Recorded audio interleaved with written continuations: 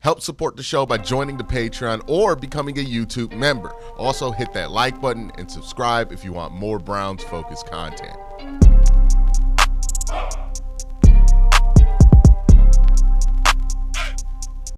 So when Myles Garrett came out last week and talked about his frustrations and his lack of desire to go through a rebuild, there were a lot of opinions and a lot of things that popped up in my mind. And one of the things that popped up in my mind, I even talked about it in the video, is Joe Thomas, right? Because Joe Thomas was pretty much, since 99, the only franchise player the Cleveland Browns had. And then he passed that torch to Myles Garrett, who came onto the team, I think, Joe Thomas's last year in Cleveland. And now he is the player that is the franchise guy for the Cleveland Browns, undoubtedly. And there's a lot that comes with that. I also have heard from, there's been a desire, and I cannot confirm it publicly, but there's been a desire from those around Myles to make sure that his career doesn't end up like Joe Thomas's. So when Myles says something like he doesn't want to rebuild again, but he does want to stay in Cleveland, and he's clearly open to staying in Cleveland, it brings up Joe Thomas, right? Like, you just think of Joe Thomas naturally, because those two are the only two franchise players this team's had. And Joe Thomas was on local radio with Ken Carmen. He had an interesting thing to say about this whole situation. Let me play the clip. Joe, was it surprising to you that Myles took the time to say things he says he's already expressed to the organization, the fact that he went public with it on Friday? I guess I'm not super surprised. I feel like maybe that was the next step in his mind, right, of taking it public, right? If you've got a beef with a player or a coach, the professional way is to try to close their door and go in their office and sort things out like adults, like professionals, and see if you can come to some type of understanding. And if that doesn't work, and the player, let's say that you feel like that player is maybe in the wrong with how they're acting in the locker room or their study habits or how they're playing on the field, the next step is sort of like you call them out in the media, you call them out on the carpet, and you see if some public humiliation is what it takes to get them to change their actions. So the first thing I think is interesting is how he starts that conversation, right? Which is, so the first thing I think is interesting is that he says in his mind, and this is just Joe's analysis of things, it could be right, could be wrong, but he has more informed in this situation than I think a lot of people on the internet speculating on it would be. And he's like, he thinks this is a second step, which that does concern me a little bit. If Myles has already addressed this frustration with the front office and he didn't feel like it was being heard, so he felt it was necessary to talk to the media about that. Hopefully that is not what happened, because that is a very concerning outcome if Myles is frustrated to the point to where he feels like he has to tell people in the media about this. I'm hoping that this is just him answering a question and it kind of just came out and it is what it is.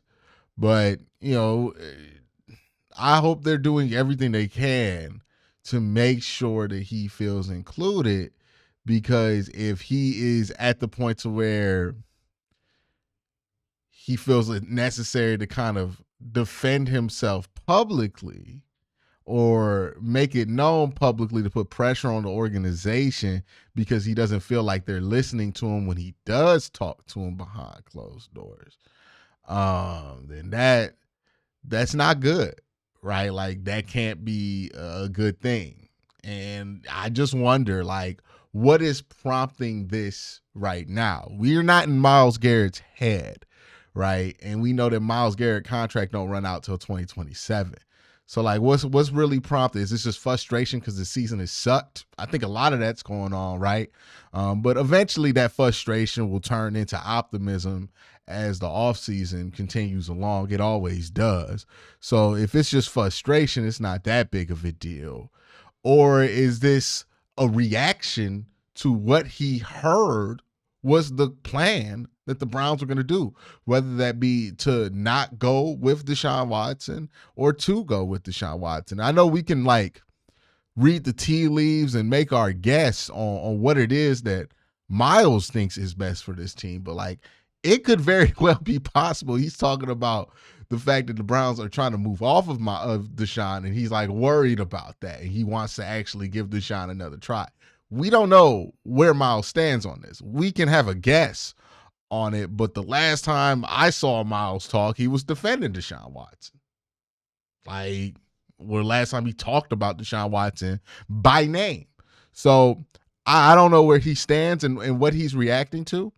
There, you can try to fill in the blank space with a lot of different stuff, right? But at that point, we're just kind of projecting what we feel, right? If I go out here and say, oh, Myles is saying that no more Deshaun Watson, that's just like a projection of what I think is going on. But I don't know. I don't know what's going on there, right? Like, I don't know who he wants to play quarterback.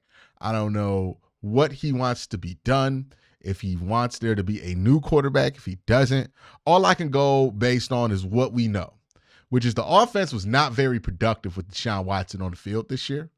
They were productive with Jameis. And after Jameis got benched, he had questions, right? And then this came out publicly, right? So, like, is he concerned that the organization is not going to take this quarterback thing seriously because they benched Jameis, and this is a reaction to that frustration? Is he frustrated because of what the offense has been all year?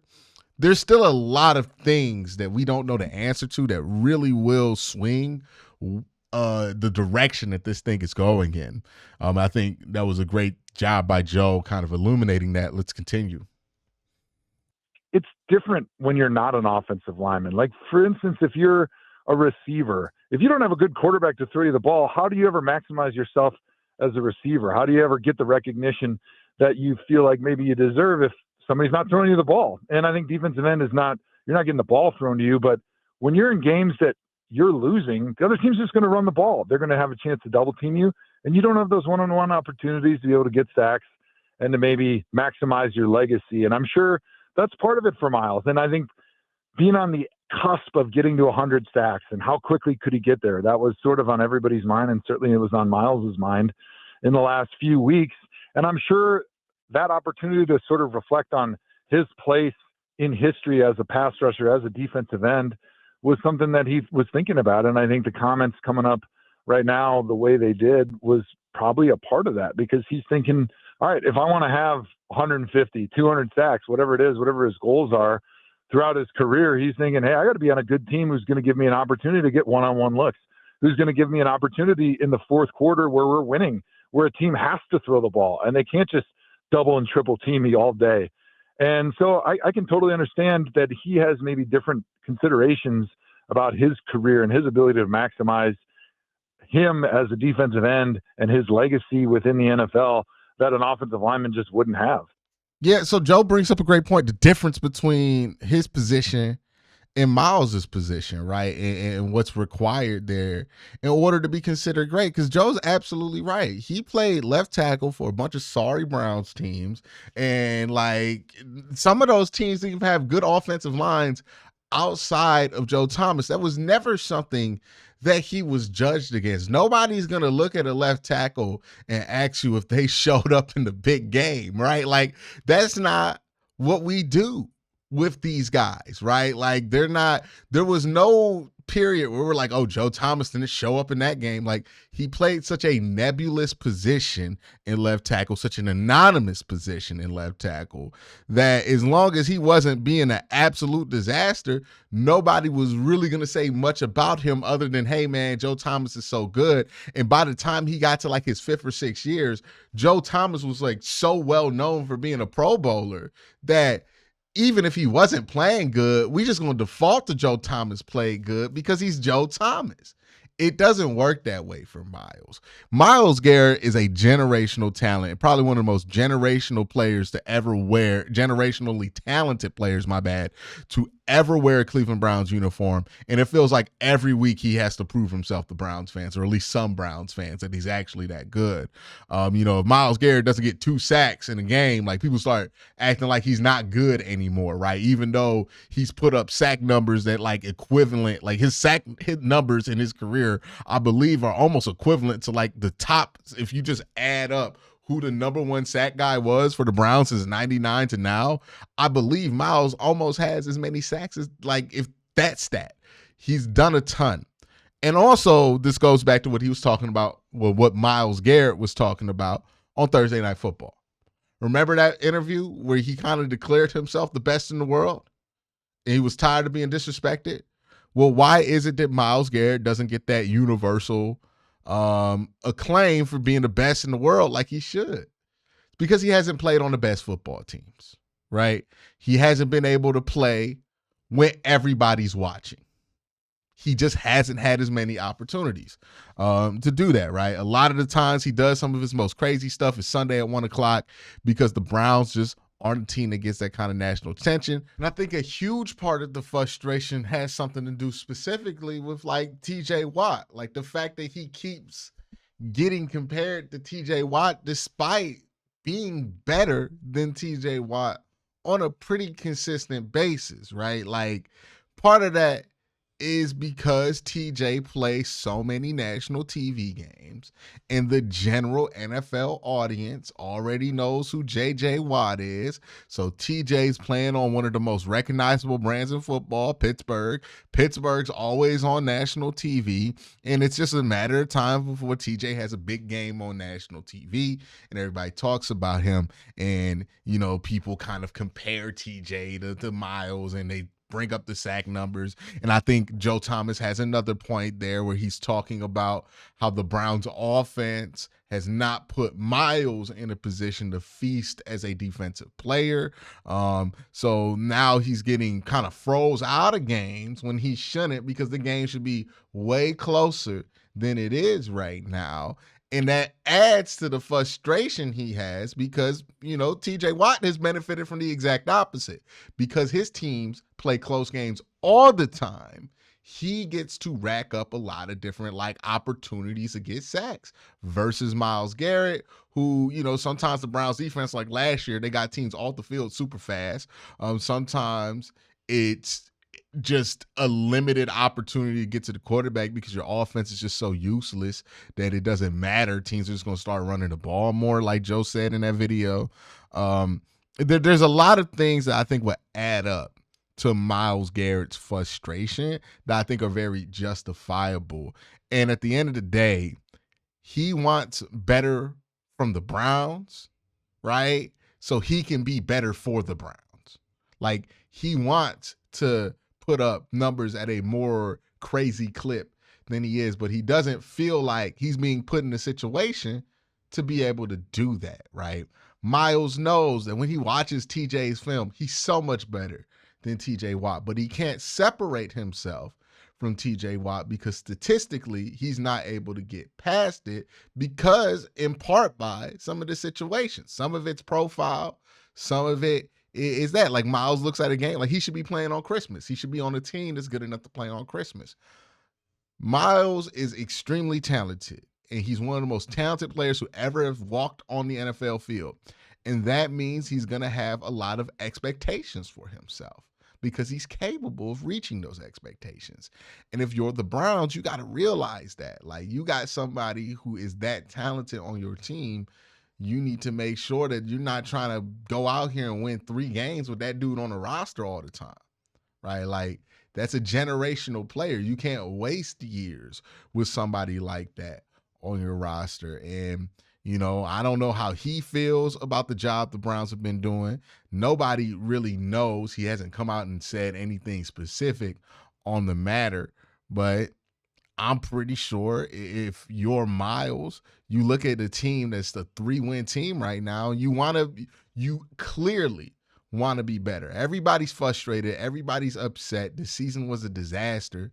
And that all kind of plays a role because they're not winning. And he doesn't want to be in the doldrums. He doesn't want his whole career to be underrated, right? Like, he wants to get everything that he deserves to get based on his level of play.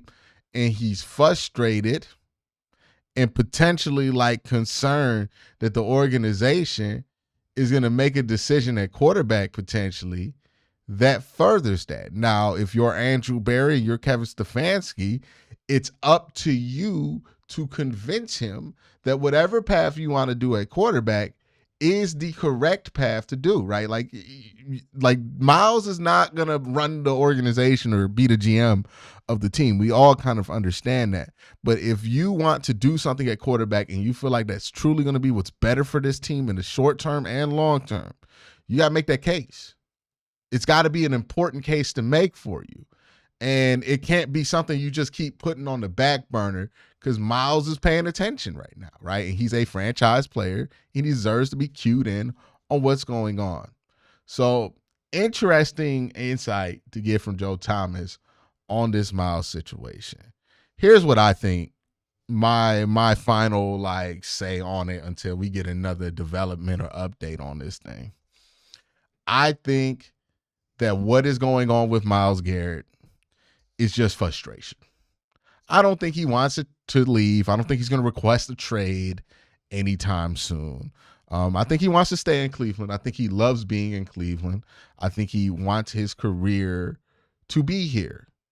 And I believe the Browns want that to be the case with Myles Garrett too. I think Jimmy Haslam wants that to be the case with Myles Garrett. I think Andrew Berry and Kevin Stefanski want that to be the case with Myles Garrett. And they will smooth this over in the offseason. They will figure this out, right?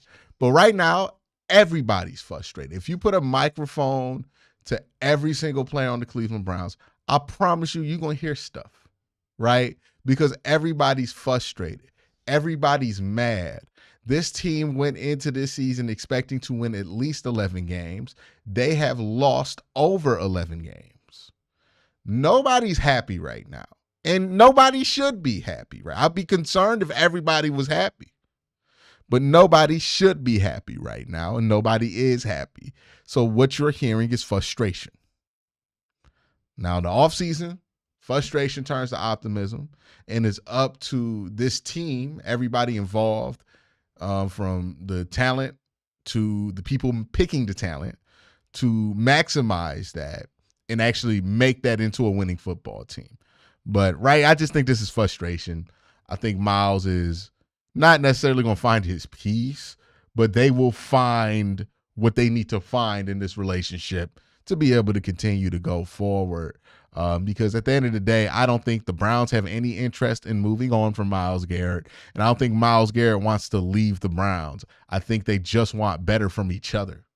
And I think that's what the offseason will be a huge thing for both of them.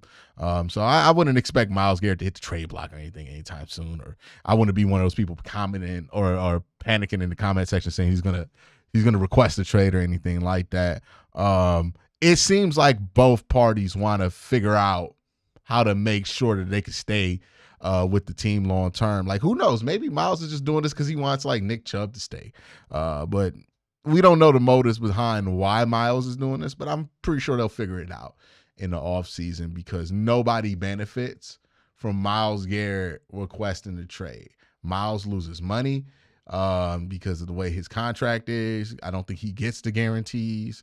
And then if you're the Browns, you're going to have to trade a generational player for draft picks, but those draft picks are not even going to come close to being worth Myles Garrett.